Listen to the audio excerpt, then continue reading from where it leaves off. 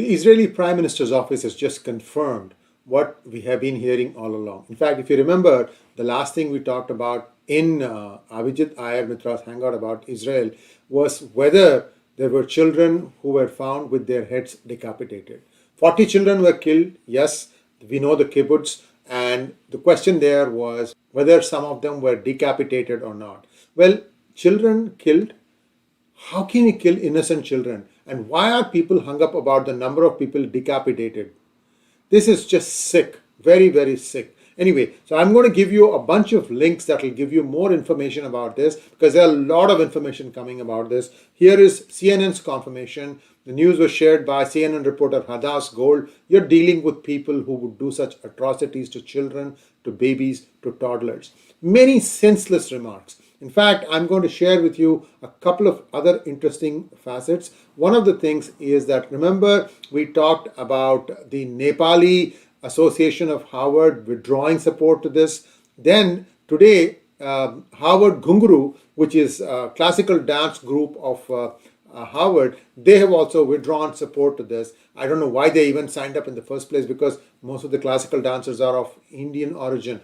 Guys, parents, kids, understand this. This is not the way people should be living their lives. This is a heinous crime, what the Hamas did, and whatever is coming to them, this is something that is directly because of what they did. And I'm hearing a lot of other things, and I'm going to share with you another tweet which will tell you a little bit more about what is going on here, where things are coming.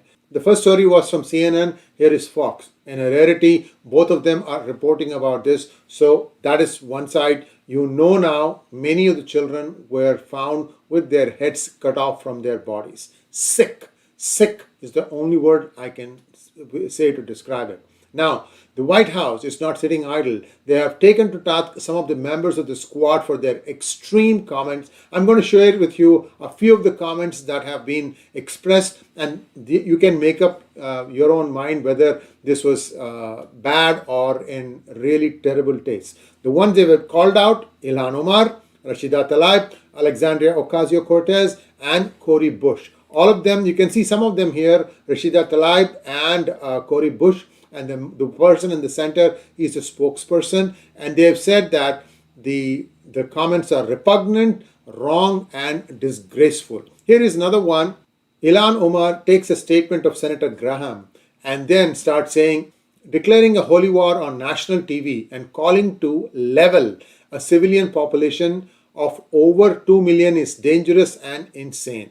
Someone please ask Republicans if they will condemn these repugnant remarks. This was done by Lindsey Graham, and he went on Fox News to say this thing. I'll again give you the link. You can watch what he said. He says that how dare he say that an area of 2 million people be leveled. Well, somebody did come back and gave it to her in her own coin. This is a satirical account. We'll explain it in terms you'll understand, Ilhan. Some people did something, and we are doing something to them so that those people won't do some more things to some of us again. So tensions are running high, tempers are running high, but most importantly, these are senseless remarks, and we'll be giving more information on a daily basis as more and more things unfold. Here is another interesting comment, but I think in the right direction, from the freshman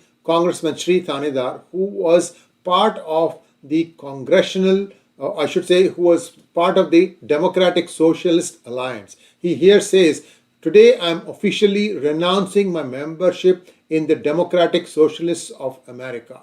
After the brutal terrorist attacks on Israel, which included the indiscriminate murder, rape, and kidnapping of innocent men, women, and children, I can no longer associate with an organization unwilling to call out terrorism in all its forms. Sunday's hate-filled and anti-Semitic rally in New York City, promoted by the New York City DSA, makes it impossible for me to continue my affiliation. I stand with Israel and its right to defend itself. There is no place for moral equivocation in the face of unadulterated evil, as we have seen from the Hamas. So this is Shri Thanedar. He was just disassociating himself from one association called the DSA. So now what we are going to see is more people coming out and saying, look, this is horrific, this should have not been done. I'm also hearing some rumblings in the corporate culture. Remember those 30 odd Harvard student organizations which came out with this statement saying that we support Hamas? Well, I'm also hearing that some venture capitalist companies which are funded in say various other companies are actually gathering the details of all the students in these councils, and they want to make sure that none of them ever get hired. So this is a big danger, guys. Freedom of speech has its consequences. Please understand, if many of you are in these organizations but you don't really think or you didn't know that something like this was going to be made, you may want to reconsider it, because this is going to affect your future. Thanks for watching. Please like, share and subscribe to our channel. Don't forget to click on the bell button for notifications. Namaskar.